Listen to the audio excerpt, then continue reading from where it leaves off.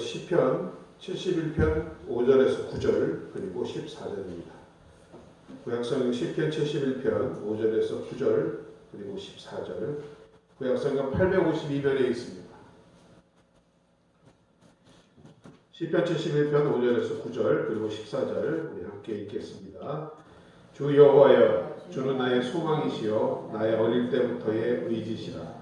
내가 모태에서부터 주의 붙드신 바 되었으며 내 어미 배에서 주의 취하시며 내신 바 되었사오니 나는 항상 주를 찬송하리이다. 나는 우리에게 이상함이 되었사오나 주는 나의 견고한 피난처시오니 주를 찬송함과 주를 존숭함이 종일토록 내 입에 가득하리이다. 나를 늙을 때에 버리지 마시며 내 힘이 쇠약할 때에 떠나지 마소서. 14절입니다. 나는 항상 소망을 품고 주를 더욱 찬송하리이다. 아멘. 11월 성찬주일 오늘 시편 71편의 본문으로 더욱 주를 찬송이라는 제목으로 우리 함께 은혜를 나누겠습니다. 불과 얼마 전이었습니다. 제 자신이 매우 어려운 문제를 가지고 한 며칠 씨름하고 있었습니다. 그런데 참 안 좋은 일은 같이 온다고, 이럴 때일수록 주변에서 더 기쁘고 좋은 일이 일어나는 밝고 기쁜 소식이 들렸으면 좋으련만 제 형편도 매우 안 좋은 데다 안팎으로 들리는 이야기마저도 더 어둡고 부정적인 것들이었습니다. 그리고 어떤 이야기는 너무나 마음을 답답하게 하고 화가 나게 하는 일이었습니다. 그러니 2중 3중으로 제 마음에 무거운 돌이 쌓이기 시작했습니다. 저의 기분은 더더욱 우울해졌고 말하기도 싫고 사람 만나기도 싫고 기도마저 안 되는 것이었습니다. 여기서 조금만 더 심하면 죽고 싶은 생각이 들 정도였습니다. 그러다가 문득 이런 생각이 머리를 스치고 지나갔습니다. 예수 믿는다면서 더욱이 목사라는 사람이 이 조그마한 문제 앞에서 이 정도밖에는 안 되나? 상황이 좀 어렵다고 해서, 들리는 소문들이 어둡고 답답하다고 해서 이렇게 점점 깊은 수렁에만 빠져나야 하나? 이것이 고작 내가 예수를 믿는 수준인가? 라는 생각이 들었습니다. 이런 생각을 하다가 오늘 본문인 시편 71편을 접하게 되었습니다. 이 본문을 살펴보니 그 주인공 다윗, 이 본문 안에 주인공인 다윗은 꼭 제정신이 아닌 사람 같았습니다. 왜? 그의 상황 가운데서 말과 행동을 거꾸로 하고 있기 때문에 정신 나간 것처럼 보일 수밖에 없었습니다. 다윗의 형편은 이루 말할 수가 없었습니다. 저와는 비교도 안 될 만큼 죽느냐 사느냐의 문제에 처해 있었습니다. 그리고 그를 둘러싼 모든 사람들이, 불의한 그들의 사람들이 그를 함정에 빠뜨렸던 것입니다. 이제는 내 스스로는 도저히 이 함정에서 빠져나올 방법이 없습니다. 그러자 그를 이런 함정에 빠뜨린 악하고 불의한 사람들이 이제 너는 끝났어. 하나님도 널 도와주지 않기로 작정하신 것이다. 이제 이 수렁에서 너는 헤어나올 수가 없다라고 비아냥거리고 있습니다. 사람이 급하면 지푸라기라도 잡으려고 하는 것이 인간의 본성입니다. 무엇이라도 의지하고 싶어 합니다. 하나님을 마구 불러대면서 아우성을 치고 있는 장면이 바로 오늘 71편의 배경인 것입니다. 그런데 저를 놀라게 한 것은 이렇게 지푸라기라도 잡으려는 듯이 하나님께 살려달라고 매달리고 소리치면서도 다윗은 도무지 이해가 안 되는 말들을 중간중간에 하고 있는 것입니다. 자, 8절을 보세요. 주를 찬송함과 주를 존숭함에 종일토록 내 입이 가득하다 합니다. 이 말의 뜻은 다음과 같습니다. 주여, 그럼에도 불구하고 내 입에는 주님을 찬송하는 찬송이 하루 종일 떠나지 않습니다. 하나님 때문에 내 마음은 말로 다 할 수 없이 기쁨이 차고 넘친다라고 그의 상황과는 정반대의 고백을 하고 있는 것입니다. 또 14절을 보십시오. 나는 항상 소망을 품고 주를 더욱 찬송하겠습니다라고 하고 있습니다. 비록 내 형편은 소망이 없고 상황은 어렵지만 나는 소망을 잃지 않겠습니다. 그리고 이 소망 때문에 나는 더욱 주님을 찬송할 것입니다. 형편이 어떻게 되든 간에 상관없이 나는 주님을 찬송하기를 원합니다.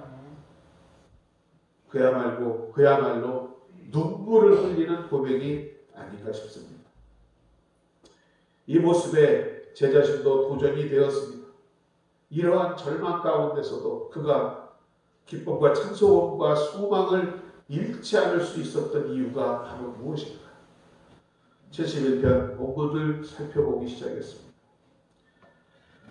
오늘 본문을 보면 다윗은 그가 모태에 있을 때부터 하나님이 자기를 붙드신 것을 믿습니다. 그러므로 늙어서 머리가 백발이 될 때까지도 하나님은 자기를 절대로 버리지 아니하실 거라는 것을 확신하는 마음이 그에게 있었습니다. 뿐만 아니라 하나님께 피하는 자는 영원토록 부끄러움을 당치 않게 약속하셨기 때문에 하나님을 부르고 그 하나님을 의지하면 비록 지금 상황이 어렵고 힘들어도 하나님께서는 절대 나로 하여금 수치를 당치 않게 하신다라는 믿음, 그 믿음이 그 안에 있었습니다. 그리고 이와 같이 도와주시라고 구하면 반드시 하나님은 나를 구원하신다는 확신이 그 내면 깊은 곳에 있었던 것입니다. 바로 이 믿음 때문에 비록 형편은 어려웠지만 그의 입술을 가만히 다물고 있을 수가 없었던 것입니다. 20절을 보십시오. 우리에게 많고 심한 고난을 보이신 주께서 우리를 다시 살리시면 땅 깊은 곳에서 다시 이끌어 올리시리이다라고 그는 선언하고 있습니다. 이 말씀을 잘 주목하셔야 합니다. 우리에게 많고 심한 고난을 보이신 주께서, 이것은 다른 말로 우리에게 심한 고난을 허락하신 것은 주님이시라고 할 수 있는 것입니다. 하나님의 자녀인 여러분이 제가 고난을 당합니까? 하나님의 자녀가 세상 사람들도 경험하지 못하는 극심한 고통과 절망 가운데 처해 있습니까? 여러분, 그것은 단지 운이 나빠서, 내 운세가 그래서 그런 것이 아닙니다. 우연히 찾아온 고난이 아니라는 것입니다. 분명히 그 고난과 함께 하시는 하나님이 그 배후에 계신다는 사실, 이것을 믿는 여러분 되시기를 주의 이름으로 축원드립니다. 고난과 인생의 고난의 깊이는 진리로 향하는 문이다라는 말이 있습니다. 하나님과 더불어 함께 인내한 우리의 고난은 우리 인생 가운데서 깊은 진리를 발견하게 할 것입니다. 이는 곧 하나님께서 우리를 깊은 물로 이끄시는 것은 우리를 그 물에 빠뜨리시기 위함이 아니라 우리를 깨끗하게 하시기 위함이라는 말도 있습니다. 나에게 많고 심한 끊이지 않는 고난이 있다면 이것은 주님께서 함께 하시며 우리에게 허락하신 일이라는 것을 이 시간 깨달으시기 바랍니다.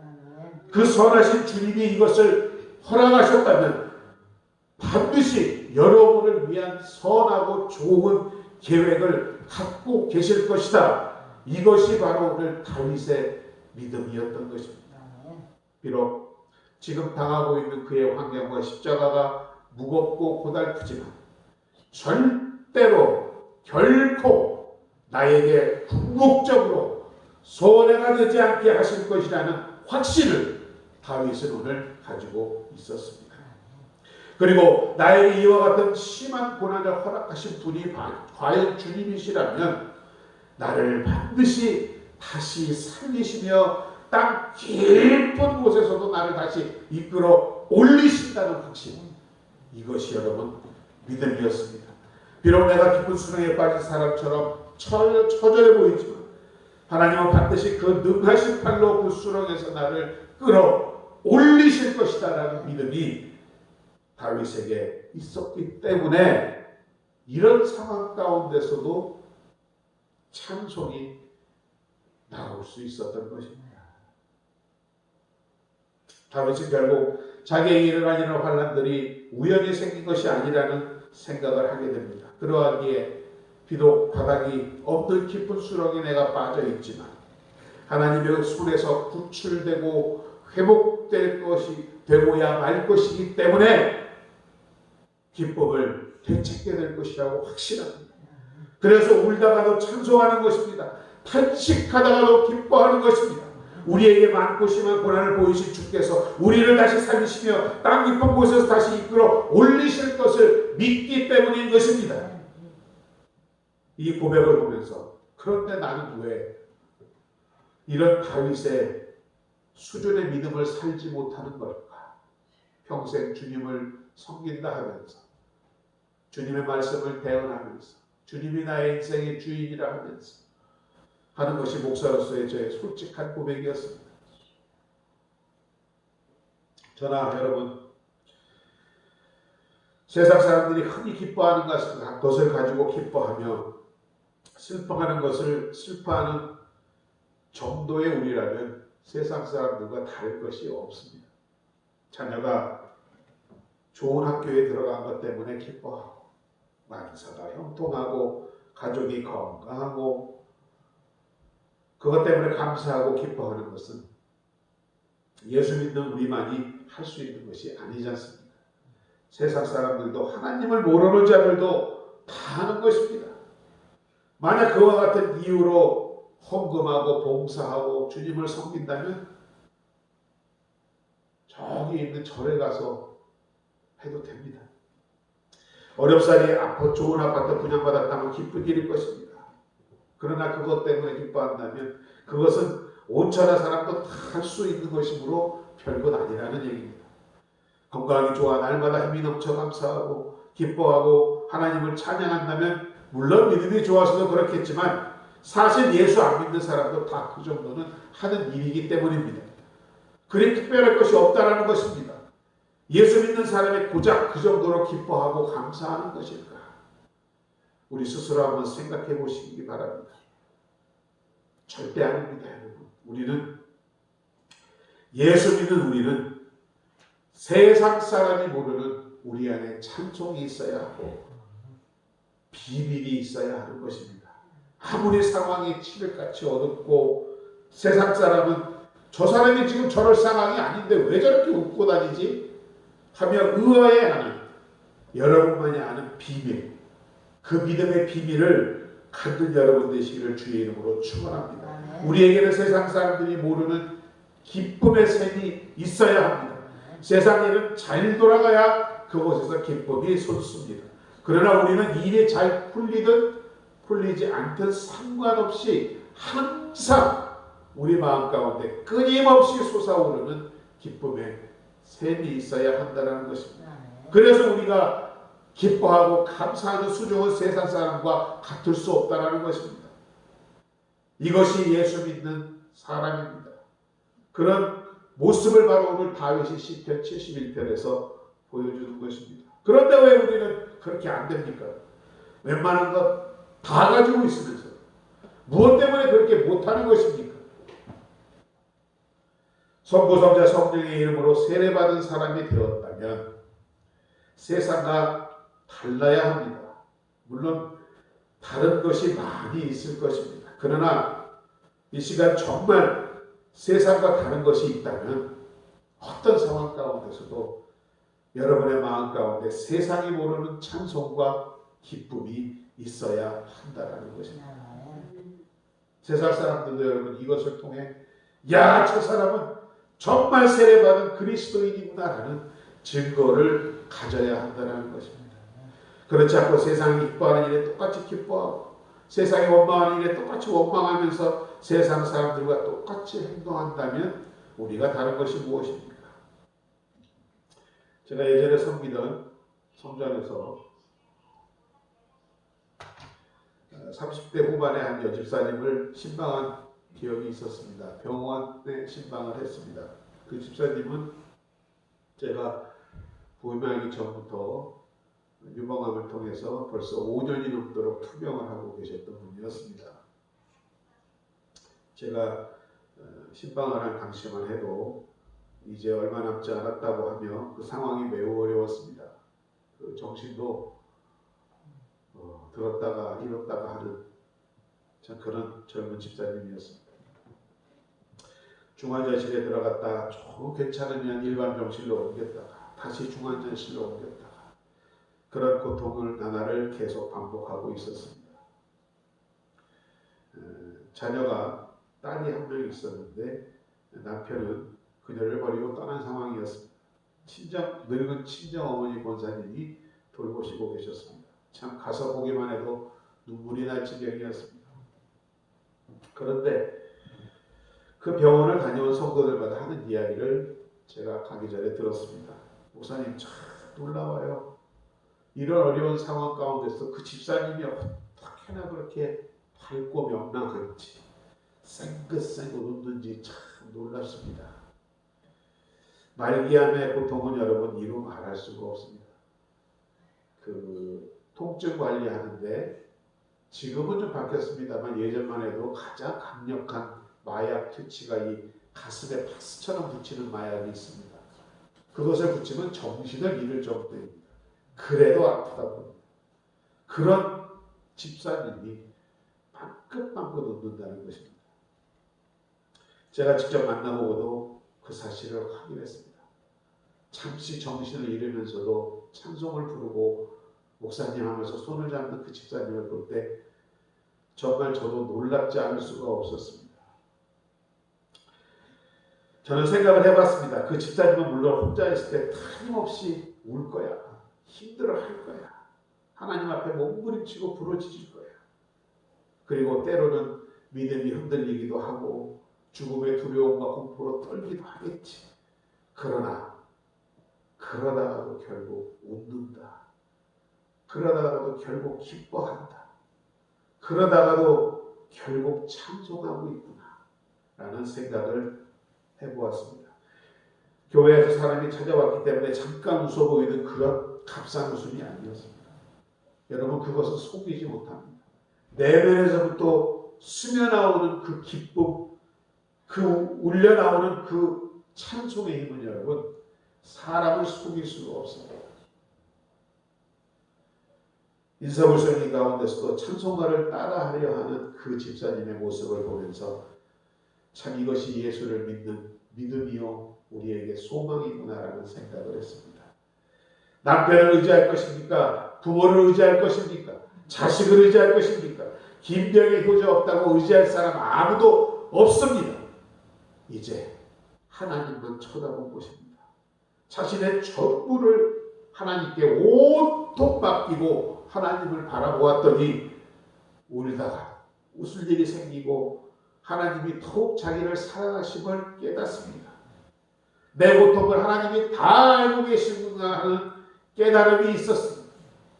고쳐주실 수도 있지만 굳이 고쳐주시지 않는다고 해도 나는 엄청난 하나님의 축복과 기쁨을 받을 준비를 하고 계시다라는 사실을 주실 준비를 하고 계시다는 사실을 그 집사님은 소망의 눈으로 바라보았습니다.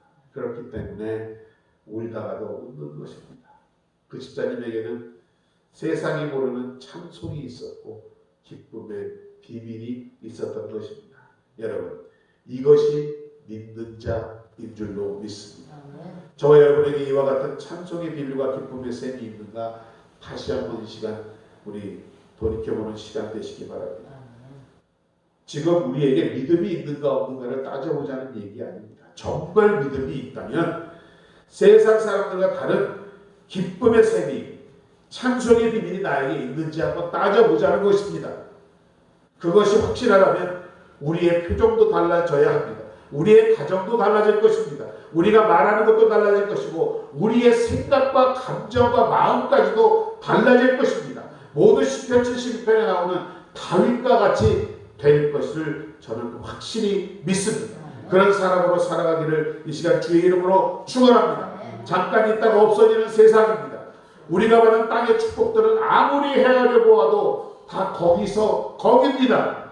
영원한 것이 없습니다. 세상 사람이면 다 누리는 것들이고 대동소이합니다. 그것과 비교도 안 되는 우리는 엄청난 은혜를 받고 있는데, 그것이 바로 오늘 14절의 가미스의 고백이었습니다. 나는 항상 소망을 품고 주를 더욱 찬송하니.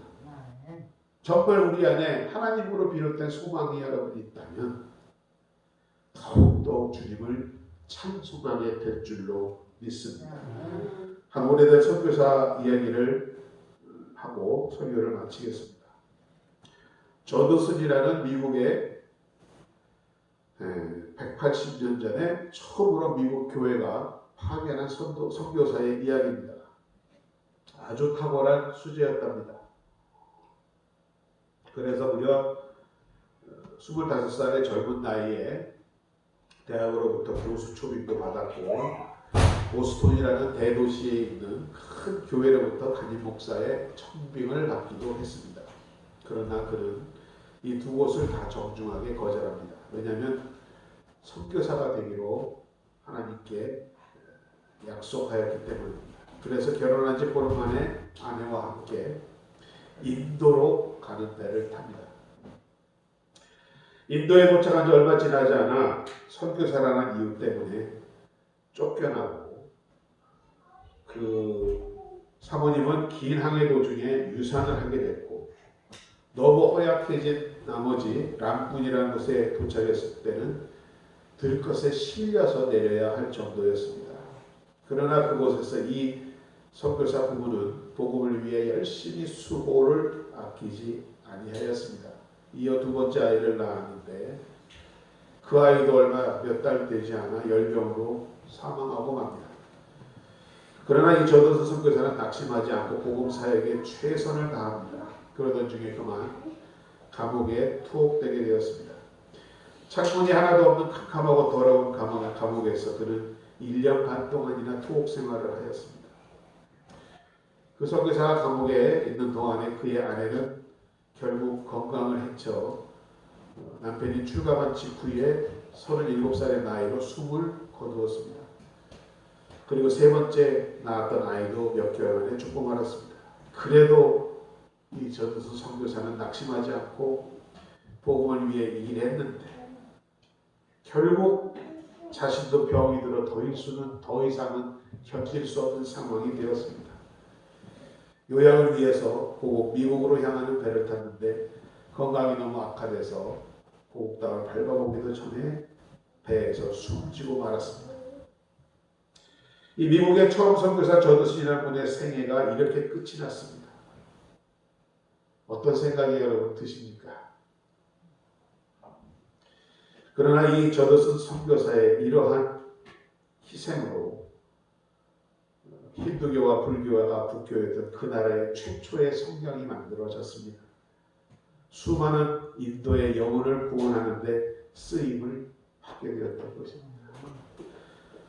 그 선교사의 고난과 고통 가운데 인생 가운데서도 그는 소망을 잃지 않았고, 그 소망을 잃지 않았기에 이와 같은 일을 이룰 수 있었을 줄로 믿습니다.